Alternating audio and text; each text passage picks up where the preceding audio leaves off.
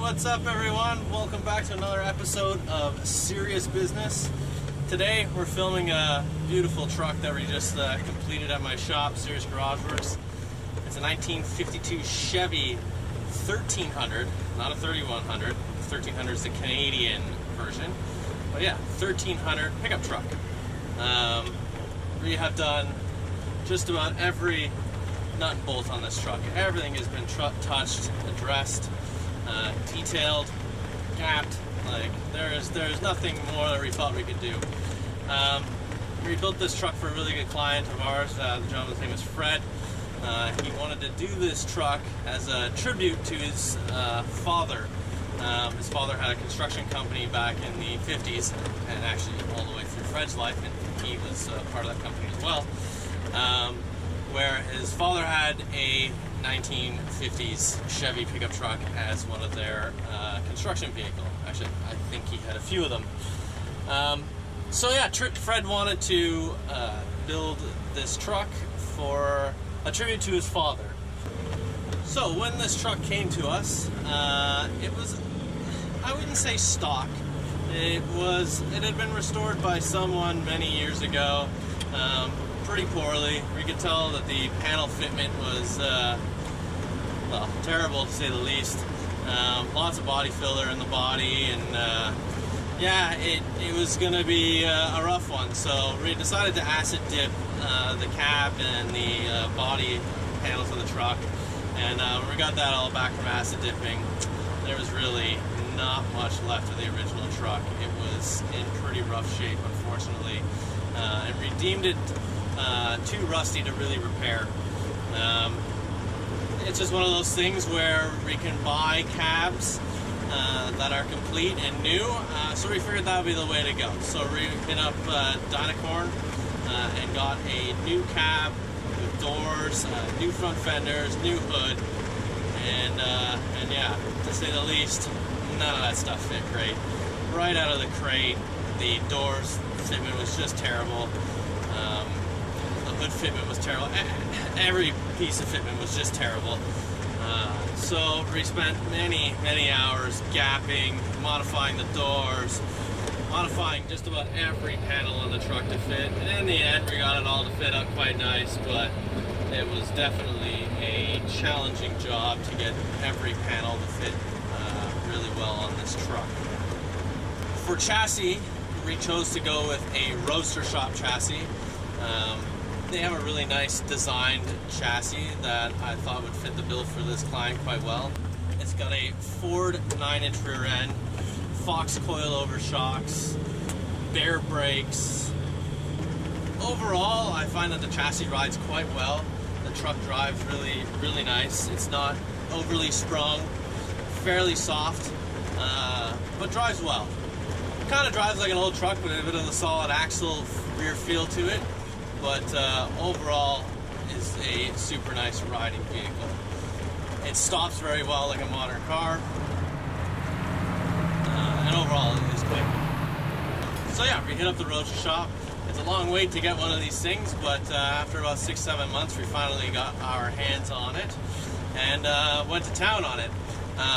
One of the things that Fred wanted to do was to be able to use this vehicle for towing. So he's got a boat and a motorcycle and whatnot, so he wanted to be able to tow with things. And we just felt like because of that, you know, the roadster shop chassis is paired with a set of Fox shocks and a fairly soft set of springs. I mean, they design it so that, you know, the vehicle rides well, doesn't ride like, you know, a stiff pickup truck normally does. So they set it up with a soft set of springs. So if you were to put a trailer or load the whole back of the truck up with a bunch of, you know, stuff, you're gonna have it where it's gonna sort of ride with the nose in the air and the rear end is gonna be down. So we decided to make our own load leveler airbag kit for the truck so that Fred could load it up and you know, tow his boat and not have to worry about dragging the back bumper along the ground. We also built our own trailer hitch. So the roadster shop doesn't provide you a trailer hitch, or has no option for a hitch, so we built our own hitch. It's a fairly beefy unit, and then retied all of the trailer wiring and everything underneath the rear bumper. And the one thing I've always seen when anyone has sort of done hitches on these trucks is that they always have it hanging under the back bumper. It just looks terrible. You just have this meaty trailer hitch hanging out there. So redesigned ours all behind the back bumper, and then made a little insert that you can pull in and out of the rear bumper, so you can put your tongue in there, and then hook the chains up underneath the rear bumper into the hooks. And it's all concealed when you're not towing, but works as it should when you're ready to tow. In the engine and transmission department, we decided to go to the GM Crate Motor catalog, and we picked up a 525 horse LS3. These engines are great. They make great power. They sound great. They're reliable. They work. It's paired to a T56 six-speed, basically stock GM clutch. And it's got a Ford 9-inch out back with a limited slip differential.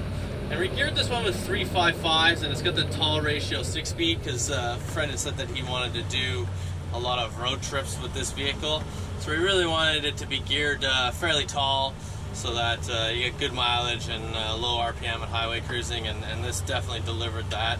I think at around 75 miles an hour, this thing's just cruising at like 1300 RPM. So kind of like similar to a stock C6 Corvette, you know, just sort of burbles along the highway at high speeds and enjoys doing it.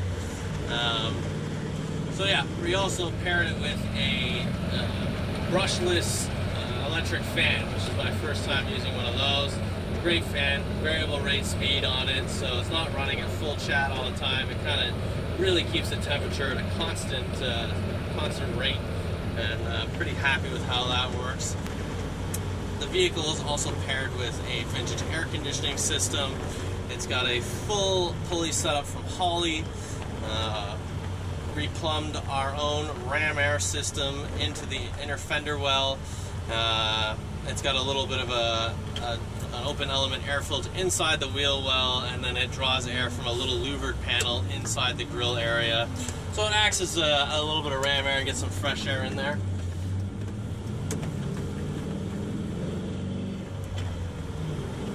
The engine also has cruise control, which is nice for those long drives. We really tried to do a nice job of making a nice tidy engine bay. All the wiring is all tucked, but we kept the LS motor relatively stock looking out of the crate. We didn't really feel a need to kind of dress it up. We really wanted to make sure that it was more serviceable in case Fred was out somewhere in the middle of nowhere and had to take it to like a GM dealer or something like that, where they weren't going to have a hard time trying to figure out, you know, how to service the vehicle or how to take a bunch of custom panels off to get at the engine. So we left it pretty raw looking. We did do a basically smoothed out engine bay, customized the rad support, put a big aluminum rad with the brushless fan, and that was that underneath there. In terms of the exterior, we went with a lot of the original chrome parts. Fred kind of wanted to keep the look of the truck quite classic looking, so we went with the classic original style mirrors, the trim in the hood, all the filler panels around the bumpers, but every filler panel in the bumpers have been manipulated in some kind of way to get the fit nice and tight. For wheels, we decided to go with a custom set of 3-piece augment wheels. I just couldn't find a good off-the-shelf solution of a smoothie wheel that sort of fit the measurements we were looking for. So, you know, Augment stepped up and was able to come up with a design that we really liked. And yeah, I think it really sets the truck apart. It's got a really good stance to it. We were able to stick a 295 rear tire on it. It does have a bit of a mini tub in the bed to pull that off, but overall, it was definitely worth the effort to go with a custom one-off set of wheels. And, you know, everyone that looks at it just thinks that you got a set of Steelies on there, but no, those are actually 3-piece billet wheels, so it's a kind of a nice piece. Also on the body, we installed front and rear cameras. The rear camera is actually inset into the tailgate. Also in the back, we wanted a locking tailgate. Fred was planning on doing, is planning on doing a bunch of road trips with this vehicle, and with the tonneau cover, you're able to kind of fill the whole bed full of your belongings, but we didn't want it so that someone could just take the chains off and just hop in there and, you know, steal all your stuff. So we put little solenoids inside the bed rails, so that with the key fob you hit the button and it pops the tailgate, tailgate open basically, so that you don't have to worry about people robbing your truck. But we still wanted that original look with the chains, so we kept the chains but wrapped them in leather to give them a little bit more of a nice feel to them. Also in the bed we went with a nice oak wood with a very medium stain.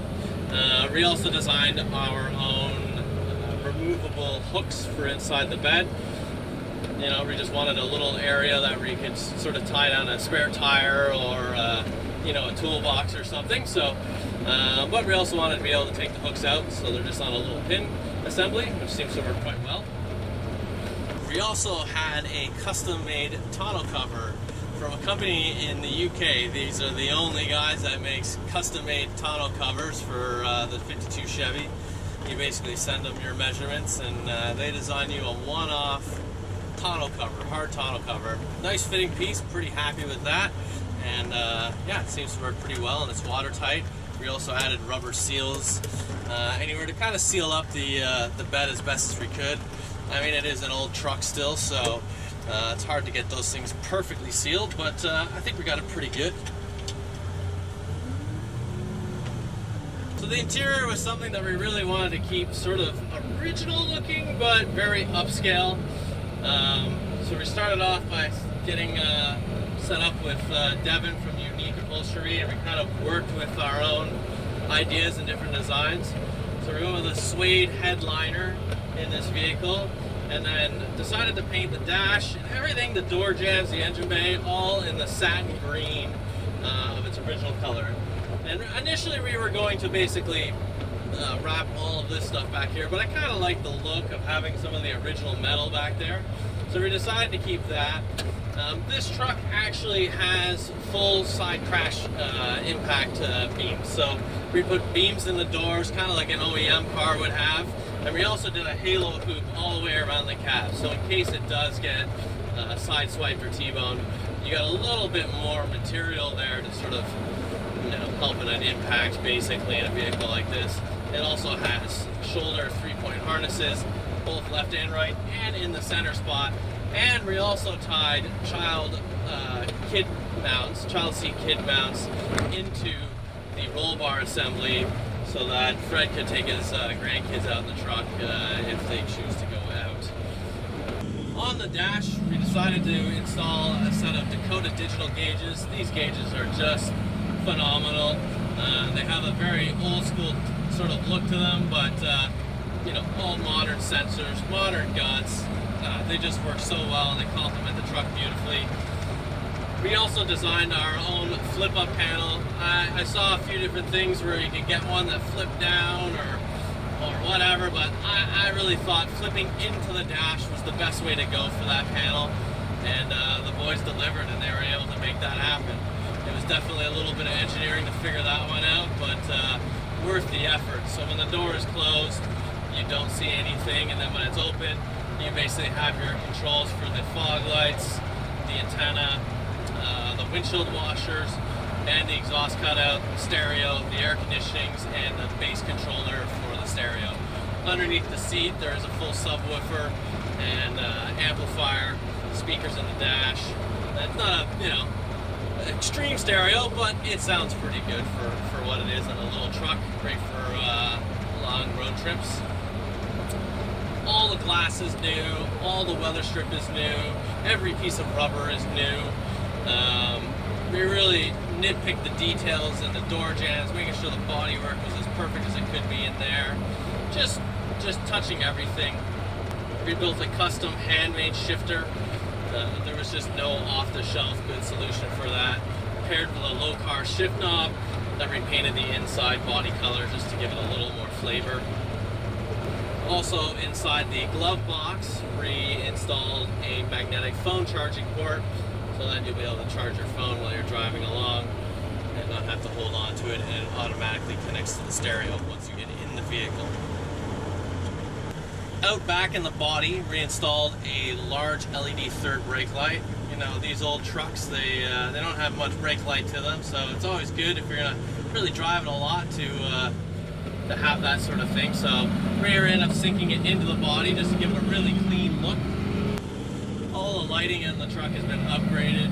For the headlights, we went with a new modern style of headlights, but still has that classic look. Rewired up a DRL halo light to it so that you are, you know, more like a modern day car. In the rear, we installed LED tail lights and then made our own brackets with the wiring all inside the bracketry, so it looks for a nice clean look. You know, the original one just kind of had wires hanging all over the place.